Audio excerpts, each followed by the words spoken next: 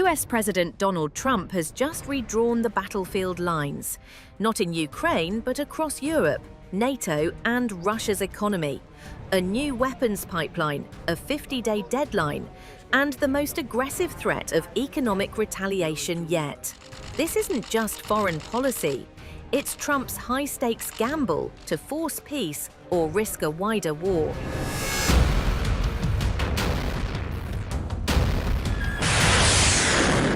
Trump's strategy flips the old model.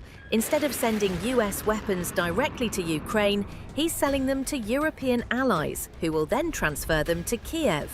That includes Patriot missile systems, America's gold standard air defense, ideal for intercepting the Russian drones and missiles that continue to pummel Ukraine's cities.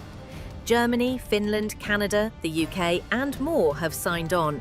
Trump's message? They're paying for 100% of the weapons. A win-win, he argues. Ukraine gets the firepower, and US taxpayers stay out of the tab. Where we are going to be sending them weapons and they're going to be paying for them. The United States will not be having any payment made. We're not buying it, but we will manufacture it and they're going to be paying for it. Our last meeting of a month ago was very successful in that they agreed to 5%, which is more than $1 trillion a year, so they have a lot of money. And these are wealthy nations. They have a lot of money, and they want to do it. They feel very strongly about it, and we feel strongly about it, too. But we're in for a lot of money, and we don't want to do anymore, and we can't. But we make the best, and we're going to be sending the best to NATO, and in some cases to maybe, at Mark's suggestion, if we go to Germany, where they're going to send early on missiles, and they'll be replaced, and NATO is going to take care of it. But Trump didn't stop at weapons. He issued a blunt ultimatum. If no peace deal is reached between Russia and Ukraine in 50 days, he'll impose massive economic penalties on Moscow and on nations that keep doing business with it. We are very unhappy, I am, with Russia, but we'll discuss that maybe a different day.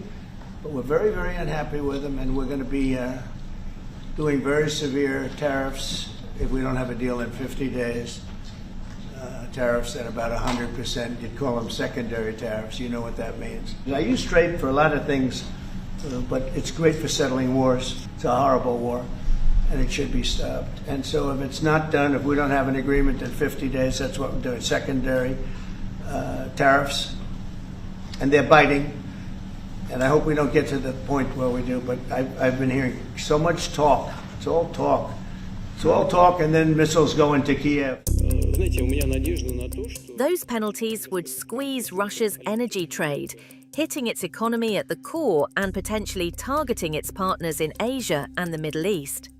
But even Trump's own Commerce Secretary later clarified these may be sanctions, not tariffs. The White House? Still ironing out the details.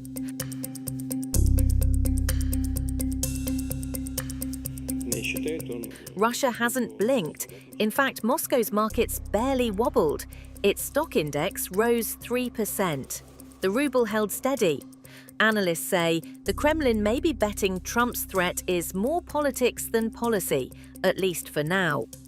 Meanwhile, Ukraine doesn't have time to wait. Russian forces are surging across two key fronts, targeting the eastern city of Pokrovsk and pushing into Sumy in the north. That's why NATO leaders say speed is everything. Germany has already committed to financing 2 more Patriot systems, while Greece and Spain may offer spares. But US officials admit all new weapons will come from existing stockpiles, and replacing them could take years.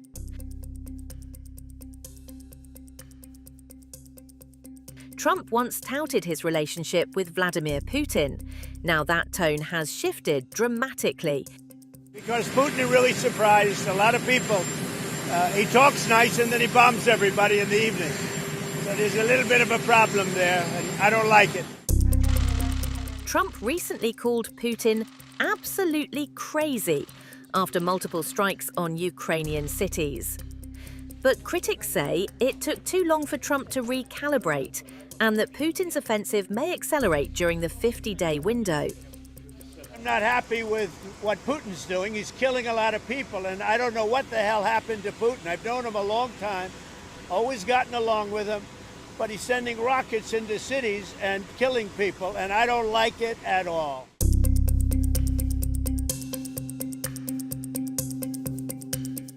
Back home, Trump's own allies aren't all cheering.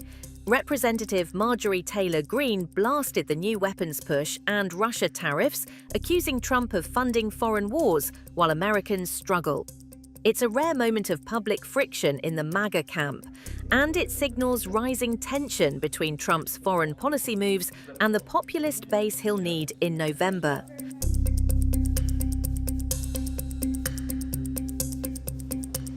With 50 days on the clock, Europe scrambles to deliver.